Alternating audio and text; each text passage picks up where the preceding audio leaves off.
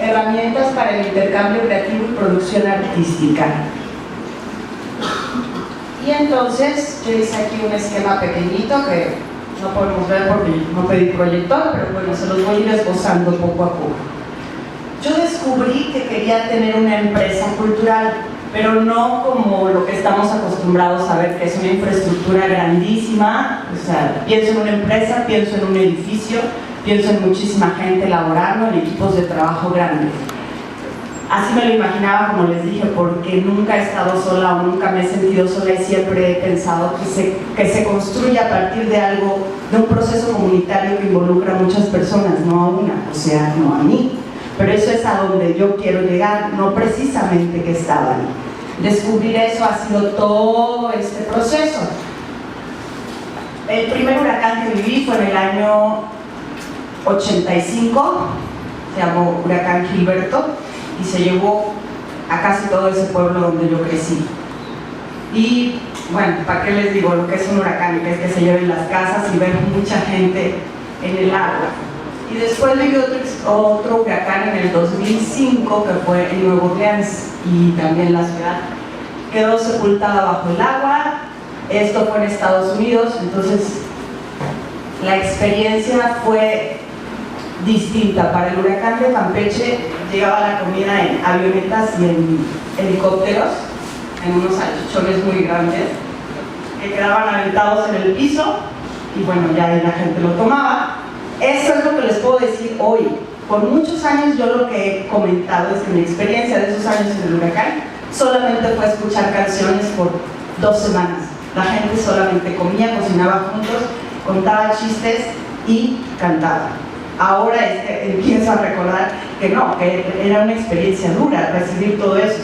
Y bueno, en el huracán del 2005, Katrina, que se llamó, también fue una experiencia dura. Ahí sí ya no vi comida ni nada, porque nos tocó evacuar la ciudad antes de que entrara el huracán propiamente. Entonces ya más bien vi por las noticias que no había casa, que no había ciudad, que no había escuela. Y me tocó emprender otro camino, que fue llegar a Nueva York. Cuando llegué a Nueva York, para eso ya tenía 23 años, ya había estudiado música, ya venía de cantar música frantillana, que es como música cubana, que es algo muy natural en el puerto. Así como existe el son jarocho, hay otra corriente que es la de son montuno.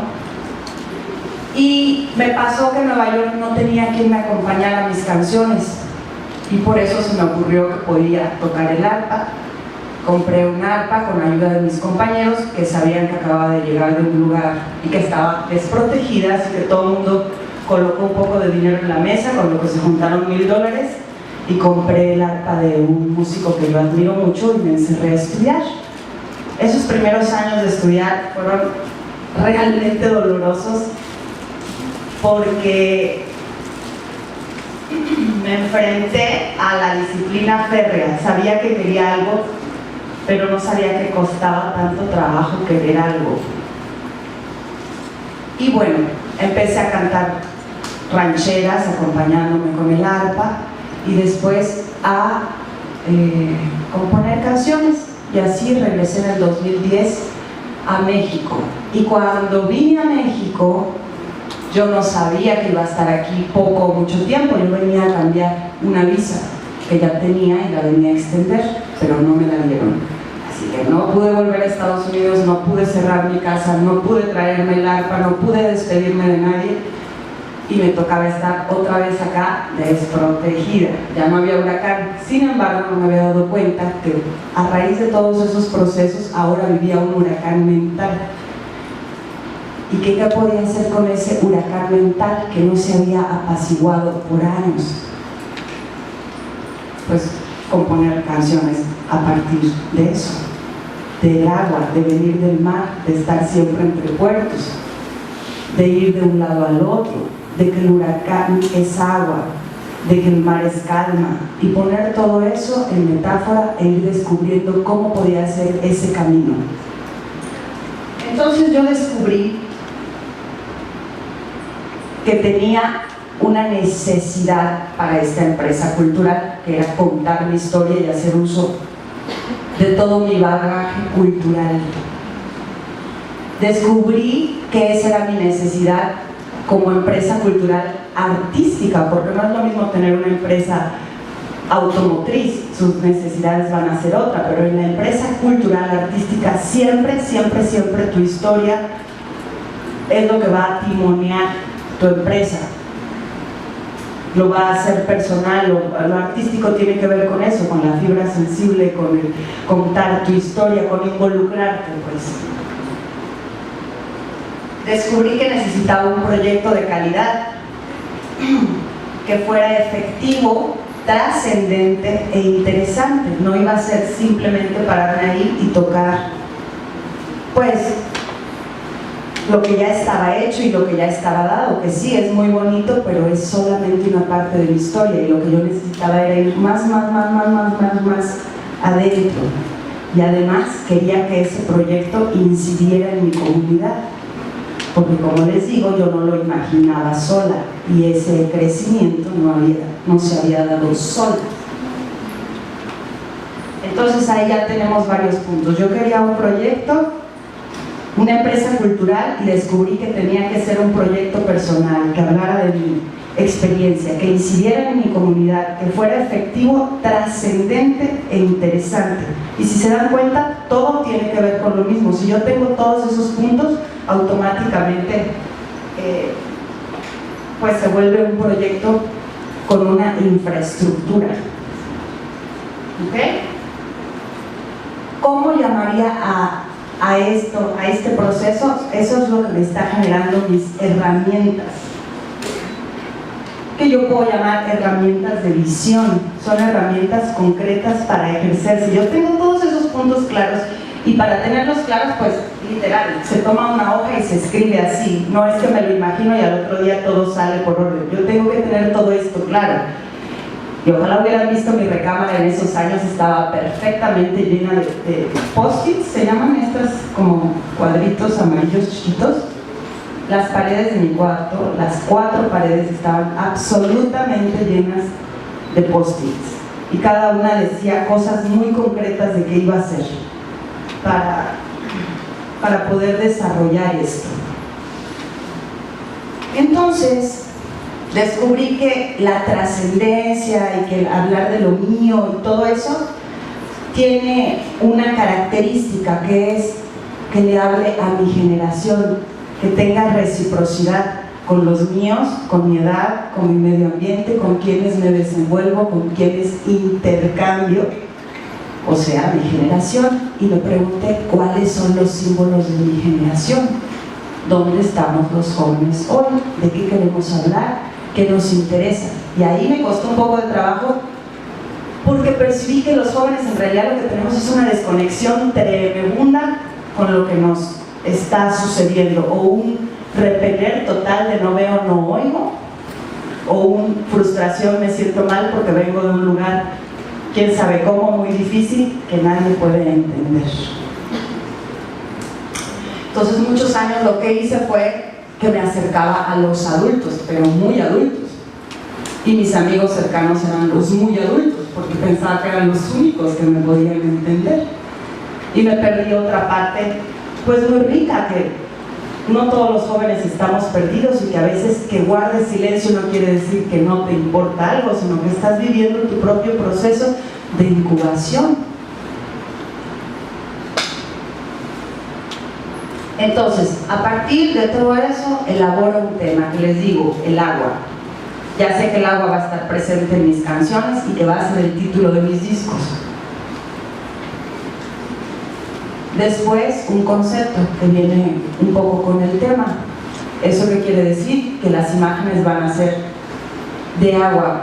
O sea, el concepto tiene que ver con lo visual, sí, pero también con un concepto de dirección. Cuando tú empiezas a tener claridad en tu concepto, es impresionante cómo todo se empieza a organizar acá, y hasta tu estructura hablada cambia, todo empieza a tener un orden y una forma, y no lo sabes, pero todo el tiempo estás trabajando, y lo que ves en la tele lo estás reacomodando para que se meta a tu proyecto cultural. Y puedes ver cualquier cosa, digo,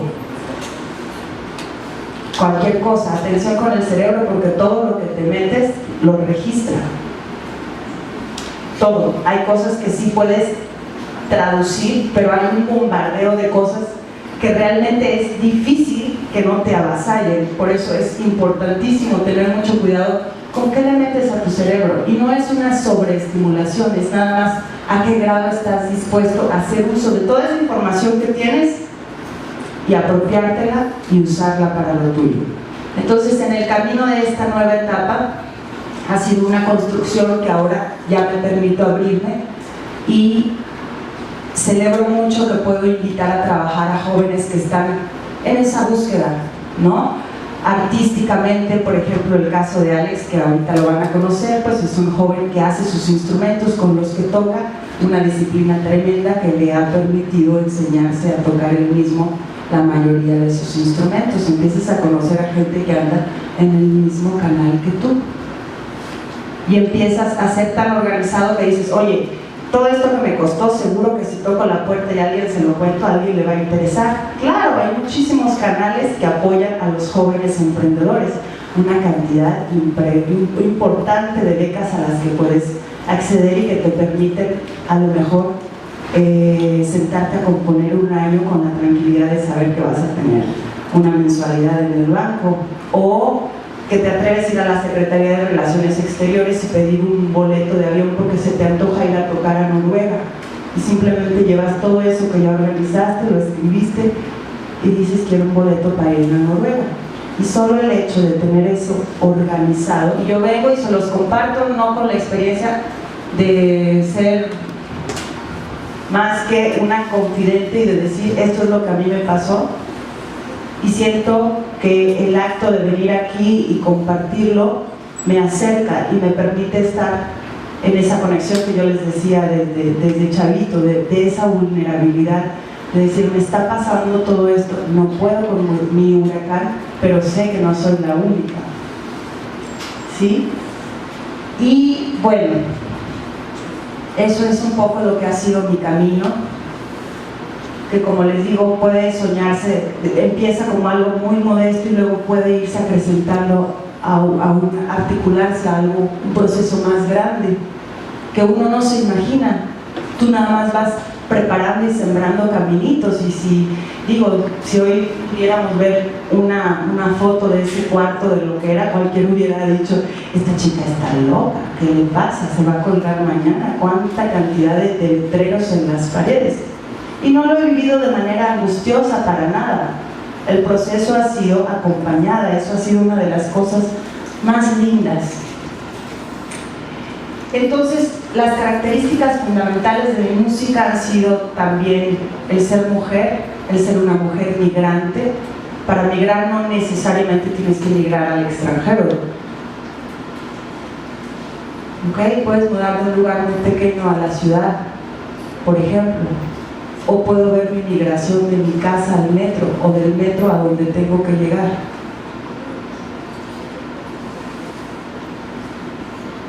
Lo otro que les decía de buscar apoyos es también tener en cuenta que tu proyecto va a ser autosustentable. Tú lo generas y pones algunos canales, pero vas a ir descubriendo en el camino muchas maneras de sustentabilidad, y para todo eso vas a ir llevando un registro y vas a compartirlo, porque mucha gente está en el mismo proceso que tú.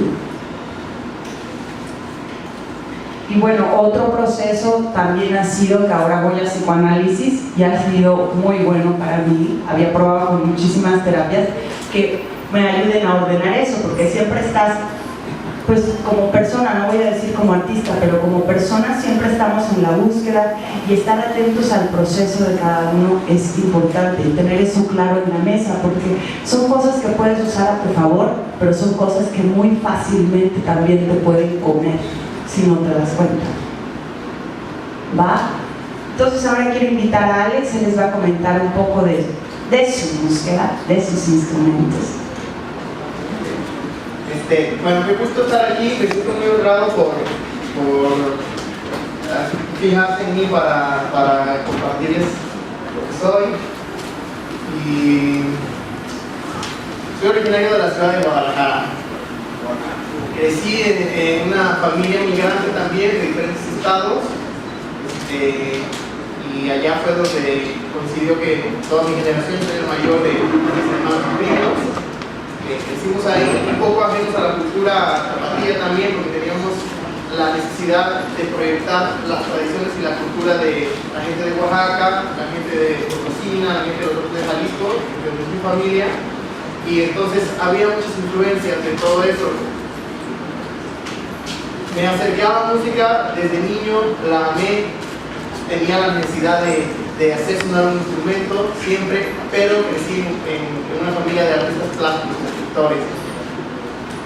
Desde antes de caminar ya mis padres me inculcaron el expresarme a través del papel y lápiz, también porque pues, estaban entreteniendo en algo para ellos de esas cosas, y encontré una forma muy linda de crear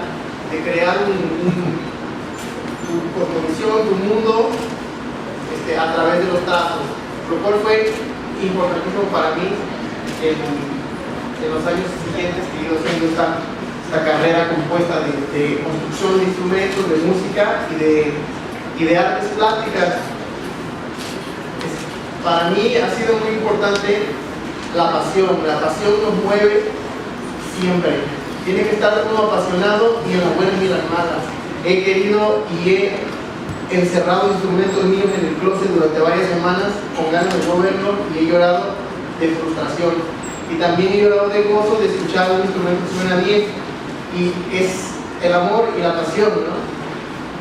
Pero ha sido importantísimo para mí que hay personas que se han dado cuenta de que tiene uno muchas ganas realmente de hacer las cosas. Mis primeros instrumentos con los que aprendí fueron instrumentos prestados que diferentes amigos muy generosamente que luego habían usado, se ve que tiene ganas, pues vamos a facilitarle.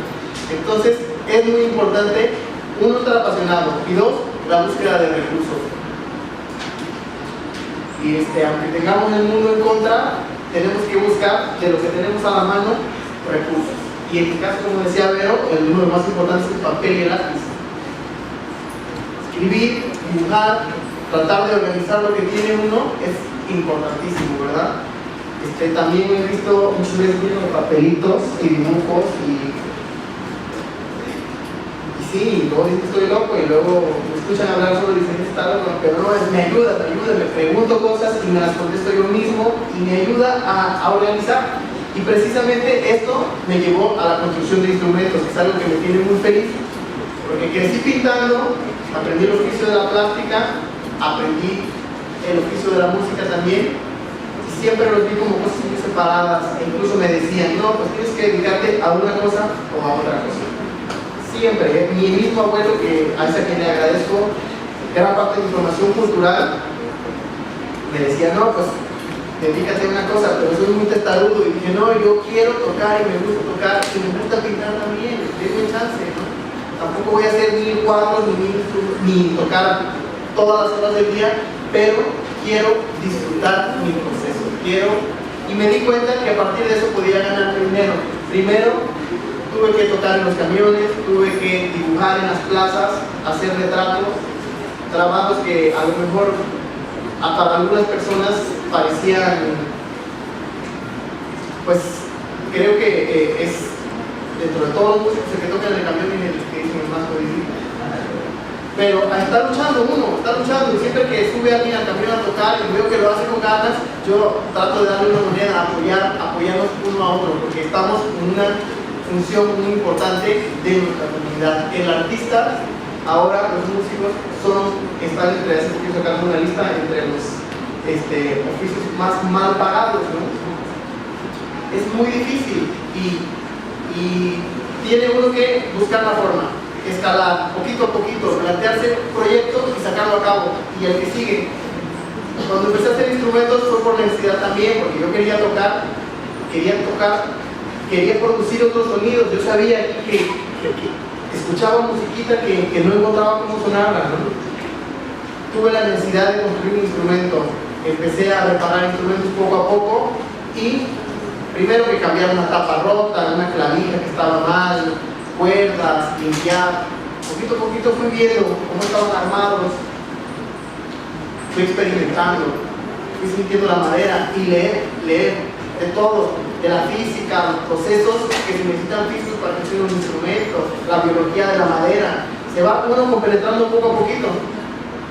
Y lo más mágico de esto es que tú le echas todas las ganas en un instrumento, pero no sabes cómo va a sonar como los hijos. Le echas ganas, pero no sabes cómo te va a salir. Y solito tiene su identidad. Y uno suena mejor que otros también, ¿no? Y yo al principio, porque no sonaba tan bien, uno empezaba a rechazar, que creo que es lo que pasa mucho en la educación de los niños. Lo veo porque tengo un niño pequeño. Pero hay una gran responsabilidad en aprender a conocer estos elementos. La conciencia me llevó a ver que los instrumentos a lo mejor necesitaban un cambio de cuerdas, una afinación distinta que podía sonar muy bien. Realmente no era un mal instrumento, estaba mal encordado, estaban mal aprovechadas sus cualidades, que creo que es algo con lo que nos estamos enfrentando constantemente. Bueno, yo solamente quiero, soy muy rollero luego y me disperso, pero quiero tocarles un poquito los instrumentos y a lo mejor platico cualquier cosa para que escuchen más o menos de qué se trata. Este instrumento que voy a tocar es una jarana tercera. Estudié un poquito de algunos géneros de la música, pero me sentí cómodo realmente hasta que encontré son jarocho. Y fue muy curioso porque yo tenía la música ya, me fui escuchándola, pero fue hasta los 15 años que conocí un fandango bien, que me amanecí, que me enamoré, que empecé a tener la necesidad de tocar. Y siempre, algo también que les quiero subrayar, que va con lo que les estaba diciendo, es que en los géneros estudié un poquito de jazz y era muy complicado para mí, muchos acordes, no entendía mucho, ¿no? Sentía, me costaba trabajo expresarme por ahí.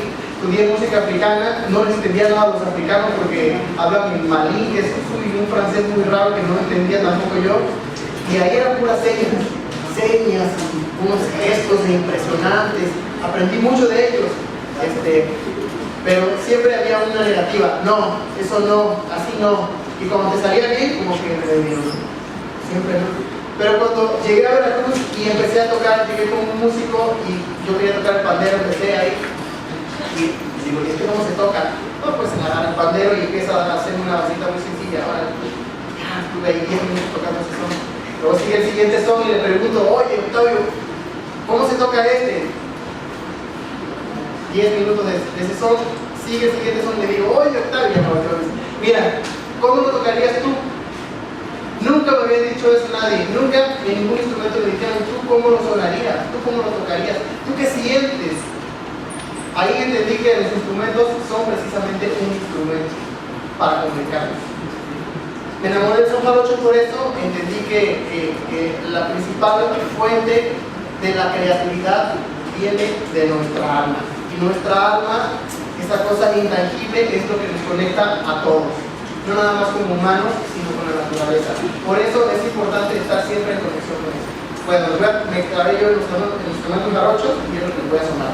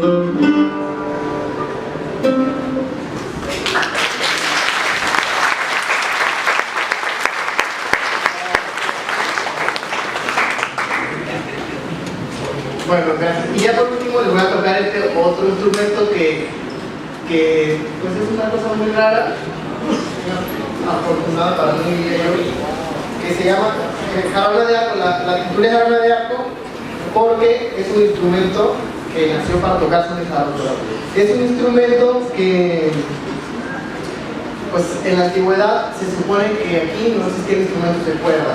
En América había tambores, había caracoles, había algunas flautas, y los instrumentos de cuerda pues fueron algunas de las cosas buenas que dejó la invasión. Y es padre porque se supone que en los primeros años, que a lo mejor no había tanta hostilidad o así, los indígenas tocaron muchos instrumentos y fueron grandes creadores. En 1550 Cortés llevó un grupo de indígenas a tocar a Europa y bueno, dejaron babeando a todos los europeos porque en muy poquito tiempo dominaron las técnicas de composición coral, los instrumentos, la laudería, hicieron instrumentos padrísimos, pero pues bueno, los europeos querían decir que estaban dominando changos y que aquí la gente era salvaje, se espantaban de los ejercicios humanos cuando ellos llegaban a cortar todas las cabezas del mundo y así. Y prohibieron que la música se desarrollara más solamente en contextos religiosos, solo se podía tocar afuera de los templos y pues hizo que se perdieran estos instrumentos. Los primeros instrumentos que llegaron era vihuela de mano, vihuela de arco, que es muy parecida a este instrumento, el arpa. Por eso que en la mayoría de nuestras comunidades indígenas se cuenta con este tipo de instrumentos. Y en el son jarocho también las condiciones en las cuales se ha tocado el son durante varios siglos ya, de trasiego, de andar por los caminos, es más fácil echarse la jarana al hombro. La jarana ha dominado durante mucho tiempo la expresión del son jarocho, siento que hay arpas, marimbones, panderos, todo. Sabemos que por eso somos jaraneros, el encuentro de jaraneros. Y la jarana nos identifica que en su tiempo pasó eso en España, que fue la vihuela, ellos quisieron sacar los instrumentos de los moros y dijeron la vihuela. Entonces aquí, pues este instrumento es para tocar sones jarochos, es una combinación de un requinto con una viola antigua y ha sido muy padre, ha sido muy criticado también jarana de arco, y que por qué, pues simplemente es eso, es un instrumento que ha sido apropiado, un instrumento que tiene una conducción muy clara y que por eso ha impactado de una manera muy positiva a los músicos tradicionales, a los músicos contemporáneos y todo. Les voy a tocar por último un poquito más.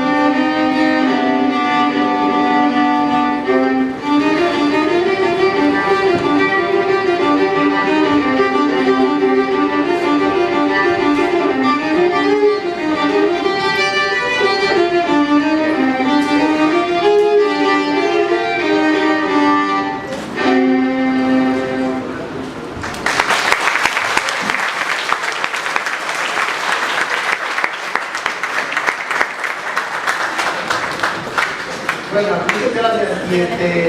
Pues yo quiero invitarlos a que pues lleven adelante sus proyectos con fe y que busquen siempre las personas que tienen mayor conocimiento que ustedes en esa rama que estamos haciendo, que acudan a la mayor cantidad de información posible y recuerden que tenemos muy abandonado lo que es nuestra comunidad. Estamos en una sociedad de mucho individualismo, lo cual nos está llevando a carajo, la verdad. Estamos platicando del calentamiento global y todo eso, que nos decía que usted lo recibe mucho aquí, que estos calores no son típicos de aquí, y tiene que ver con este individualismo y esta acaparación de recursos de ciertas personas. Creo que actualmente está haciendo conciencia de eso, se está subrayando que necesitamos una mayor equidad en la repartición de todos nuestros recursos y tenemos que buscarlo y defenderlo todo. En mi caso, a través del arte, pues es mi medio de comunicación. Siempre que toco, trato de transmitirles las cosas más positivas a todos los que me están escuchando y dependo también de todos los que me están escuchando para poderlo hacer. Les agradezco su atención. Muchas gracias.